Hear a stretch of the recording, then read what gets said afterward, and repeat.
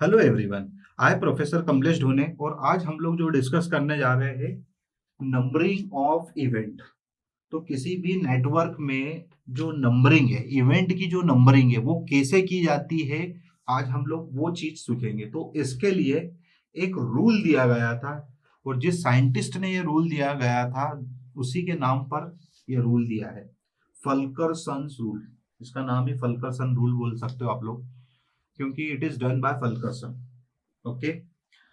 अब इसमें क्या करना है, इस रूल के इवेंट को नंबरिंग की जाती है। जैसे एक बेसिक एक एग्जांपल ले लिया मैंने, सिंपल सा एग्जांपल है जो हर कोई सीख सकता है। फिर मैं इससे आपको डिफिकल्ट एग्जांपल्स भी बताऊंगा। ये एक बहुत सिंपल सा नेटवर्क बनाया है मैंने। इस नेटवर्क में आप अगर इस रूल को फॉलो नहीं भी करोगे तो भी आप नंबरिंग कर सकते हो, क्योंकि सीधी सी बात है। आप इसे दोगे वन, आपको यही नंबरिंग करनी है इवेंट की। इसे आप दोगे वन, इसे आप दोगे टू और थ्री, या तो इसे टू दे दो या इससे थ्री दे दो, और ये हो गया आपका फोर। पर हमें रूल के अकॉर्डिंग मूव करना है। ये तो बिल्कुल बेसिक नेटवर्क था, वन टू थ्री और फोर, या वन टू थ्री और फोर। पर जब बड़े नेटवर्क आएंगे तो वहां पर नंबरिंग के कारण क्वेश्चन गलत हो सकता है। तो उसे हम किस तरीके से डील करेंगे आप ये देखिए। तो उसे डील करने के लिए हम लोग बात कर रहे हैं फल्करसन रूल। सबसे पहला इस रूल में कुछ स्टेप्स है। तो स्टेप नंबर वन देखिए, मैं भी यहाँ के सिर्फ इसको समझाऊंगा, फिर मैं आपको एक न्यूमेरिकल के थ्रू इसको बहुत अच्छे से एक्सप्लेन करूंगा। स्टेप नंबर वन क्या कहती है कि हमेशा, देखिए ये एक सबसे सिंपल एग्जांपल से मैं समझाने की कोशिश करता हूँ, फिर मैं आपको एक डिफिकल्ट एग्जांपल भी बताऊंगा। कि ये पूरा एक सिंपल नेटवर्क है, यहां पर एक इनिशियल इवेंट है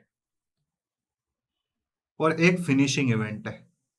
इनिशियल इवेंट जहां पर प्रोजेक्ट स्टार्ट हो रहा है, फिनिशिंग इवेंट जहां पर प्रोजेक्ट एंड हो रहा है।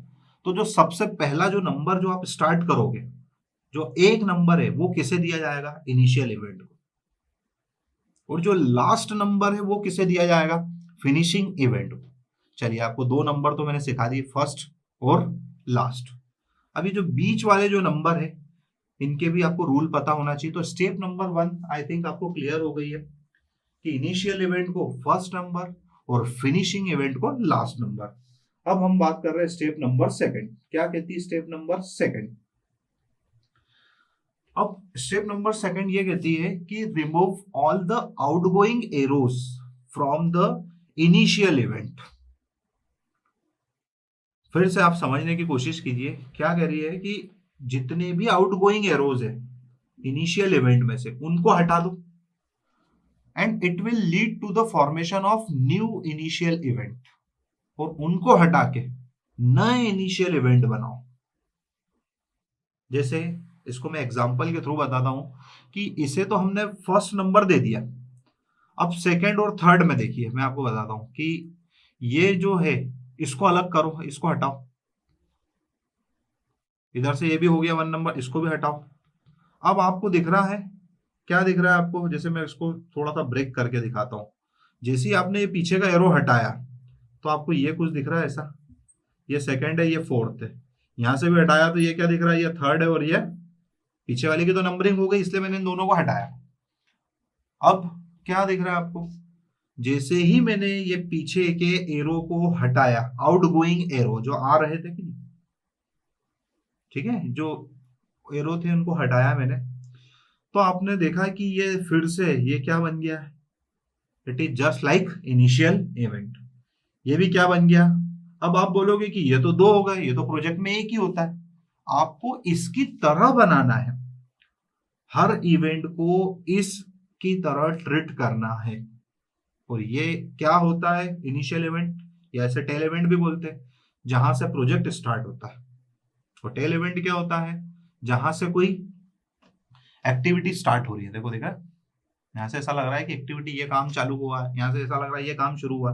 तो अब देखो ना, जैसे ही मैंने इन दोनों को रिमूव करा, सेकंड स्टेप यही कह रही है, तो यहाँ से भी बिल्कुल वैसे ही लगने लगा। ये एक्टिविटी स्टार्ट हो रही है, ये एक्टिविटी स्टार्ट हो रही है। ओके। तो ये चीज समझ में आ गई आपको, स्टेप नंबर सेकंड कि क्या करना है स्टेप नंबर सेकंड में। इनको जो हो गया है इसको रिमूव करना है, जो भी आउटगोइंग एरोज जो है इनिशियल इवेंट के उनको हटाना है, और हटाने के बाद उसे इनिशियल इवेंट बनाना है। तो अब ये देखिए दोनों ही इनिशियल इवेंट है, तो या तो इसीलिए मैंने आपको बोला था 2 नंबर इसे लिखो या 3 नंबर इसे, या फिर 2 इसे दे दो और 3 इसे दे दो, आप कोई सा भी नंबर लिख सकते हो, इन दोनों में कोई गलती नहीं होगी। चलिए अब स्टेप नंबर 3 पर आते हैं हम लोग। स्टेप नंबर 3 क्या कहती है, ये देख लीजिए। तो स्टेप नंबर 3 ये कहती है कि number these new initial event sequentially. वही स्टेप नंबर 3 जो मैंने आपको बता दिया कि आप इसके नंबर सिक्वेंशियली दे सकते हो, इसको 2 भी दे सकते हो या इसको 3 भी दे सकते हो और इसको 3 भी दे सकते हो या 2, कोई फर्क नहीं पड़ेगा। स्टेप नंबर 4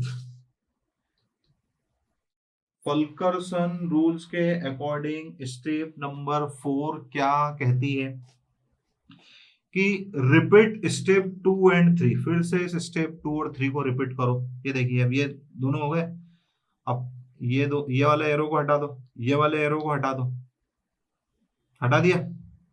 तो अब आपको मालूम है चूंकि ये तो फिनिशिंग इवेंट ही है तो इसमें ऐसा ढूंढना मत, मैंने आपको फर्स्ट और लास्ट तो हमारा फिक्स ही है, ठीक है। ये देखिए ये जो फर्स्ट और जो लास्ट वाला था ये तो हमारा फिक्स ही था, पहले हमने फर्स्ट को डन करा और फोर्थ को डन करा, क्योंकि ये इनिशियल इवेंट होता है और ये फिनिशिंग इवेंट होता है। फिर इस इनिशियल इवेंट जैसे दूसरे बनाने की कोशिश करें तो मुझे 2 और मिले, इसलिए मैंने इनको नंबरिंग दे दी, और ये लास्ट। तो ये तो बहुत सिंपल नेटवर्क था। अभी मैं आपको एक प्रॉब्लम बताऊंगा जिसमें थोड़ा सा बिगर नेटवर्क आएगा, जहां पर 8, 10, 12, 15 एक्टिविटी होगी। वहां पर अगर आपने इस रूल को फॉलो नहीं करा तो आप ऑप्टिमम टाइम नहीं निकाल पाओगे परफेक्ट, आपका क्वेश्चन रॉन्ग हो जाएगा।